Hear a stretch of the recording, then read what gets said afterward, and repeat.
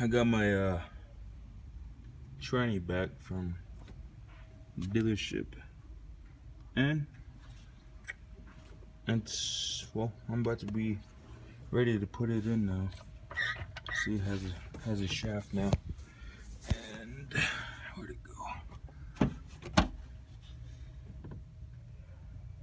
Here it is. Here it is. Okay, the two-wheel shaft. Now I got the four-wheel in, so this is ready to be put back in. Probably do that probably sometime next week. So be looking forward to that video, and I'm pretty excited.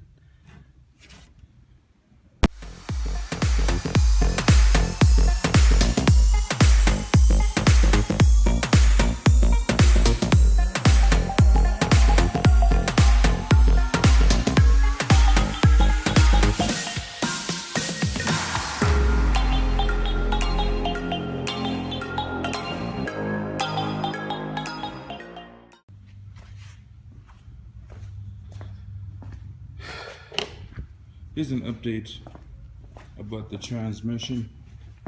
I know it's been a while, but here it is. The transmission's in now, so it was a hassle getting it in, but it's in now. I just gotta